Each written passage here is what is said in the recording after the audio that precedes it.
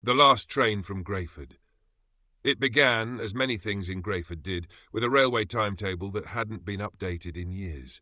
The Greyford station was small, a single platform under a canopy of rusted tin, its clock frozen at 8:10. Most people in town didn't even use it anymore.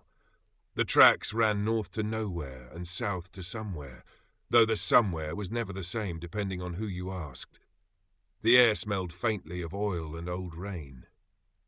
Even in summer, a chill hung in the shade of the canopy. It was on a late October evening, the sort where dusk arrived far too early, that Thomas Ainsworth arrived at the platform with a suitcase in one hand and a folded black leather-bound journal in the other. He wasn't from Greyford. Anyone could tell. His coat was too new, his shoes too clean, and his expression had that sharpened, restless look of someone searching for something specific. The locals would later say they'd never seen him before, and after that night they never would again. Thomas spoke to the station master, an elderly man with a wool cap pulled low over his eyes. Their conversation was brief. The old man pointed down the track as if to say, "You wait there, if you're sure." Thomas nodded and stepped away, placing his suitcase on the bench. The journal stayed in his hand, his thumb absently stroking its worn cover. A few minutes later, another figure appeared on the far end of the platform, tall, with a slight stoop, leaning heavily on a walking stick. His coat was long, frayed at the hem, and he wore a wide-brimmed hat that shadowed his face. He didn't approach Thomas, nor the bench. Instead, he stood at the very edge of the platform, looking down the tracks as though counting the ties one by one. The wind shifted, carrying the faint metallic smell of an approaching train, though no sound followed. Thomas sat, opening his journal.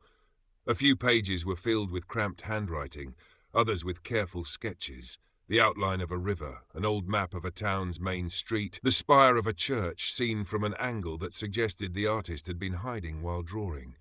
On one page, in neat ink, was written, "The weather hasn't changed in weeks." He looked up as a low hum filled the air. At first it was almost a vibration, deep in the boards of the platform, then a faint, steady clatter. But when the train appeared, it wasn't from the direction the station master had indicated. It came from the north. The carriages were old, older than anything still in service, their paint stripped by years of weather, their windows dark. It slowed as it approached, hissing, the sound of steam escaping where there shouldn't have been any. The tall man with the walking stick stepped forward as it came to a stop. Without glancing back at Thomas, he boarded the first carriage. Thomas hesitated. His eyes flicked to the station master, but the man was gone. The platform felt colder now, the air thicker, as though the mist had rolled in all at once. He stepped aboard. Inside, the lighting was dim, the seats upholstered in a style decades out of date. The air smelled faintly of damp wood and coal smoke. There were only a few passengers, each sitting perfectly still, hands folded in their laps, eyes fixed forward. He chose a seat by the window. Outside, the town of Greyford slid past in darkness, the platform vanishing behind them. No one spoke. At some point, Thomas realized they weren't following the tracks. He could see the rails bending away, the ground beneath the train shifting into marshland, then forest. The speed was constant, the hum steady, but outside there was no sign of any station, no streetlights, no farmhouses. When he looked back toward the front of the carriage, the tall man with the walking stick was gone.